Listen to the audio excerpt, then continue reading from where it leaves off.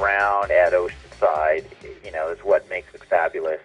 In addition to it being in, close to Southern California, where the real roots of triathlon began way back in the late 70s, mid-70s actually. Mm-hmm. So you combine those two with the addition of truly swimming in the ocean. It's not rough water, but we're in the harbor. And then riding back in Camp Pendleton, what, inland California used to be like. Yeah. Before development. And it's just so amazing riding back there. And then you top it off running along the water, mm-hmm. On the Strand. And a couple of the years we had a little bit of sand there. But just the combination of all those elements in the area, make it what it is. It's got a good combination of some flats to start, of hills on the backside that are deceiving and tend to never end. And then the last 6 miles, when you head back west towards the coast, 95% of the time you have a headwind. So you have some speed, yet you have a lot of difficult and slower sections to the course. Technically, on some of those descents on the backside, you add that in, you've just got a little bit of everything in a really cool place. So that's what makes this bike course special. And, we wouldn't be able to do it without Camp Pendleton Marine Corps Base allowing us to get on their actual land. No, the base has trust in the Ironman organization, our organization, because we've done it, so for so many years. So, you have a lot of rules and regulations on the base, which that's just the way it is. You can't fight it.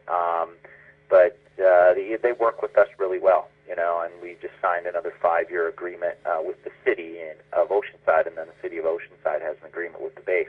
But they work really well, and it kind of changes from year to year. There's new people every 2 years that come in on the base that we have to deal with. But, we always work everything out, and they respect us, we respect them, and we put on a great, safe race. Absolutely. You get history and tradition, and let's face it, Marines are all about that. To prepare for California Bike Course, it's basically an early season race in here, and it's not really a fast course.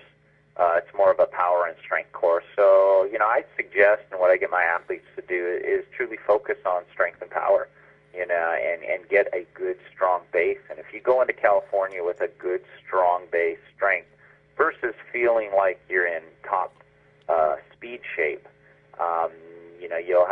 you'll be able to race at 99% of your capacity because it is a strength type course. You combine that with the cold water in the harbor, the warmest it's ever been is 61 degrees, and then the running at times, it takes a fair bit out of you because you're running on a fair bit of concrete, so it beats up the legs. Mm-hmm. So if you go into this race early season base with a lot of strength work behind you and strength specific swimming, cycling, and running, you're going to have a good day.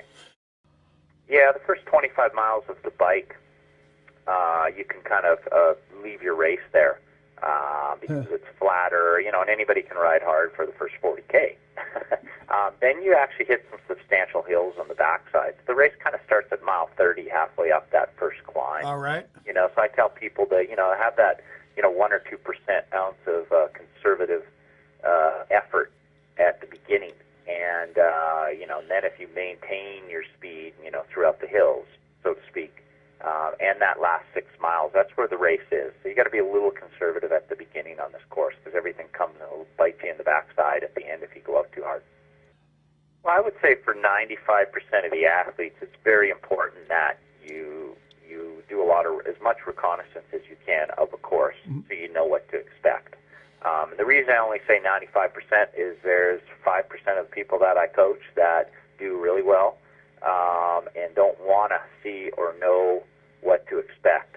They kind of like the adventure of it. That's nice. But again, that's, the 5-10% rule applies to anything.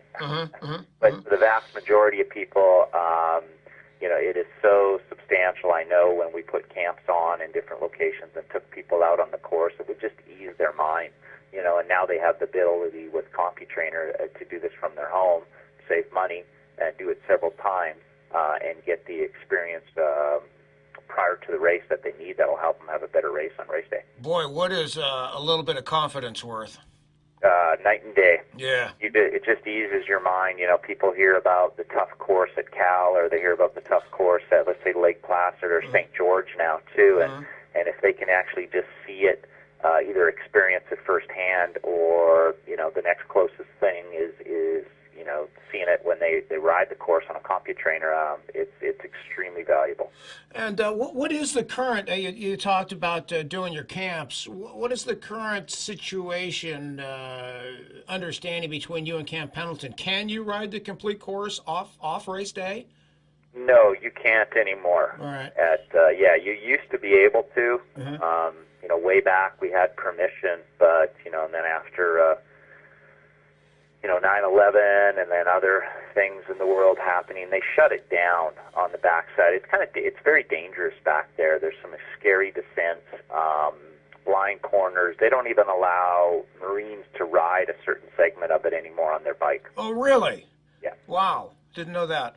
Yeah. So Okay. anybody out there, don't give it a try. It could jeopardize the race, and you'll get thrown in jail.